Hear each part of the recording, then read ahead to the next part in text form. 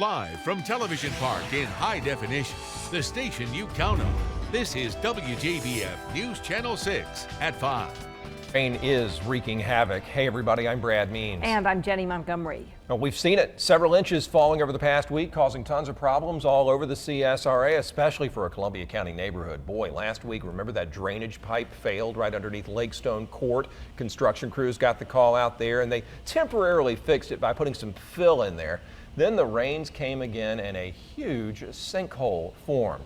Our chief meteorologist, George Myers, he is standing by in the forecast center. He's going to have a weather update for us. First, though, we want to go to Jason Nappy in the forecast center, who is back from checking on repairs in Barrington. Jason? The first part of the fix was draining the lake next to the washed out road. But when Mother Nature doesn't cooperate, that's easier said than done. No, this is not a picture of the Savannah Rapids. It's Lakestone Court in Columbia County, and several inches of heavy rain is washing the road away. Well, we had our pipe under the road failed. Had some spots in the pipe opened up, which caused the material above the pipe, around the pipe to sink. When that dirt went away, of course, the road failed with it. A sinkhole that goes 20 feet deep keeps getting wider. Only a narrow passageway allows residents to walk back to their homes. But the flooding rain won't let up, and even that safe passage is crumbling. We have started our construction process. First process we had to go through was getting the lake drained, so we started that. We've actually removed the spillway structure to allow the water to drop. This lake draining underneath the road was nearly empty this morning, but when I came back in the afternoon, it was full. That means construction crews can't fix anything until it drains again. Kind of a waiting game. Get the engineers, get their job done, get the rain behind us, and we can start work. Residents inconvenienced by the closed road declined to be on camera, but tell me they are frustrated and just want things to go back to normal. With all this rain continuing to fall, it looks like that won't be happening anytime soon. Right now, I can't tell you the exact time frame until I know exactly what the solution is. Police have stepped up patrols in that neighborhood to keep residents safe. If an emergency was to happen, there is a plan to get people out through a private road. Brad, back to you. All right, Jason, thanks. So as you saw, no break for anybody dealing with all that rain damage today, that's for sure, as we whip it on over to George Myers for a weather update. George? Yeah, Brad and Jenny, Jason, we saw 2-3 inches again fall in some areas of the CSRA after already very wet start to June. Take a look at our WJBF Live Viper 6, and you'll see the counties lit up in red. That's areas under a tornado watch until 10 o'clock tonight. And you'll see a couple lines of heavy weather once again from Edgefield to Evans-Martinez down through Grovetown and pushing towards Hepzibah. Also some strong storms here scattered across Burke as well as Emmanuel County. These are all sliding off to the east. There's a quick look of the metro area of Augusta, and you'll see Evans-Martinez. It's approaching you right now. Grovetown, pouring rain over you. Fort Gordon, you're next. That will all slide off to the east into Augusta, North Augusta, and downtown Aiken. And as you pull out, you'll see those strong storms, though not severe at the moment, pouring a lot of rain down across portions of Burke and northern Emmanuel County, also sliding eastward. Closer look at the radar and our forecast when we'll dry up in just a few minutes. Brad, Jenny? Coverage you can count on continues now with widespread problems involving garage door openers. The problem is affecting 40 million people around the country and thousands of homeowners here in Augusta. WJBF News Channel 6 went looking for answers to this problem, and we sent Dee Griffin out. She's in the newsroom now with more. Well, Jenny, we have been tracking down information on this problem all day. I've learned garage door openers use a frequency that is not licensed. That means the frequency is up for grabs. As part of the Department of Defense's new state-of-the-art communication system, the military has taken over the unlicensed frequencies, which are mostly used by garage door remote openers, cordless phones, and even baby monitors. But what's deemed a help for military safety is a headache for local neighbors. People in this typically quiet neighborhood have been clamoring over a problem that can't be seen or heard, but it's left a bad feeling. It was in the whole neighborhood. And the guy up on the corner, about two or three people in this block was complaining. Next door guys, he was complaining. William Bell is among thousands of local residents who started having problems remotely opening their garages last Wednesday. Turns out new frequency activity at Fort Gordon has rendered their remotes useless, shutting the door on their wireless access.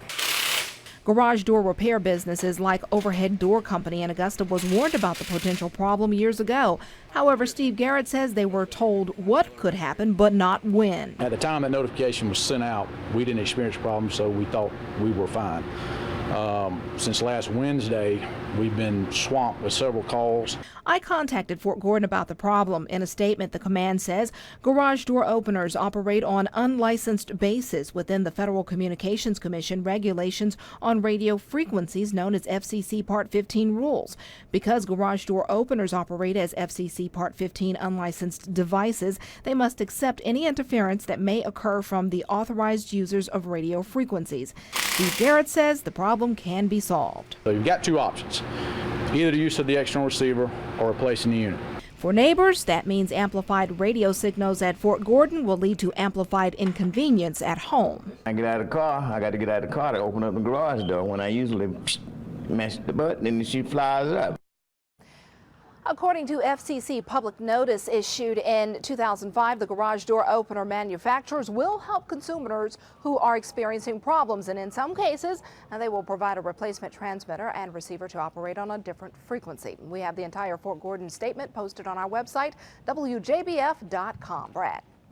Dee, thanks. If you are heading to Fort Gordon, getting on post this week may take a bit longer than normal. That's because they're taking part in anti-terrorism training out there. Started this morning, runs till Thursday, designed to teach Fort Gordon personnel how to react to emergency situations and to assess their emergency response plans that they do have.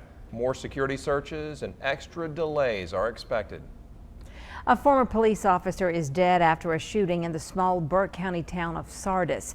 GBI investigators say 34-year-old Dwayne Burke was shot and killed inside the Sardis Police Department after he broke into the evidence room. Investigators say around 2 o'clock this morning, a Sardis police officer noticed the door to the evidence room had been kicked in. The officer called for backup, thinking there might be a burglary in progress inside the police department. Once inside, officers found Burke armed with an axe. Investigators say there was some kind of a struggle, and that's when the Sardis officer shot and killed Burke. Burke used to work for the Sardis Police Department, but he resigned back in 2009. At this point, I don't know a motive of why he broke into the building. You know, he was in an area that appears to be in their evidence room, so I don't know if there was something in particular he may have been looking for here. Burke was investigated by the GBI in the past. According to the True Citizen Archives, Burke was arrested in 2010 on charges of making terroristic threats and acts.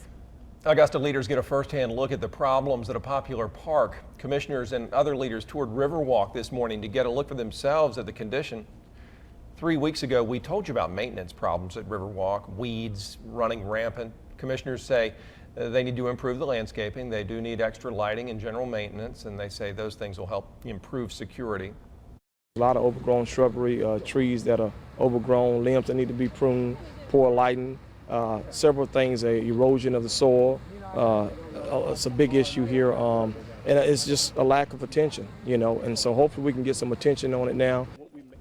Commissioners say there are long-term problems with some of the brick and concrete on Riverwalk, and one possible solution is to use money from a new sales tax to make those repairs. Augusta Commissioner is also preparing to give pets left in hot cars a break. A commission committee recommends changes in city rules to allow public safety officers to break a window in a vehicle on a hot day to rescue a pet or child left inside. Animal control officials say the officers would need to see signs that the pet was in distress before taking any action.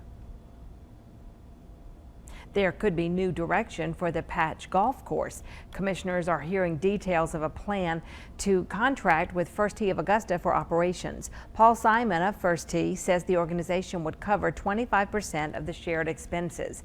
If the court makes money, First Tee would get 50% of profits. Simon says the plan would only work if the city agrees to a full renovation of the 85-year-old course. That, Simons estimates, would cost $2 million.